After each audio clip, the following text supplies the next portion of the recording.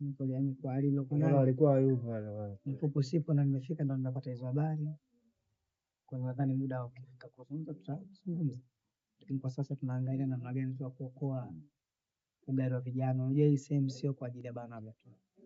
Vijana wengi wanafanya kazi, takriban vijana 20 hapa huko 21. Tukichanganya na timu za watu wa bendi kwa 40. Kwa hiyo kuna muda utafika rasmi tutazungumza. Na niwashukuru tu kwa namna ambavyo mmeitikia, ambavyo mnatusupport. Ni janga la industry kwa ujumla. Mlango wa entertainment unajumuisha watu wengi. Nadhani muda ukifika tutazungumza. Sawa. Labda Barnaba, samahani, pole pia kwa hii changamoto. Umesema ni si muda mrefu sana umefanya ukarabati katika studio hizi, labda ulitumia kiasi gani, labda hasara kiasi gani kwa haraka haraka katika hii Muda ajali? ukifika tutazungumza. Naomba kwa sasa niwashukuru kwa kusema kweli. Najua nyinyi ndugu zangu kwenye entertainment mnaelewa hopes nilionayo. Namna ambavyo pain nilionayo. Kwa hiyo nadhani kwa hiyo tuangalie mustakabali wengine, uchunguzi wa polisi pia wanaendelea kuchunguza kupata taarifa zao za awali. Baada hapo nadhani mambo yatakuwa mazuri, lakini cha msingi tunamshukuru Mungu kwa kila kitu.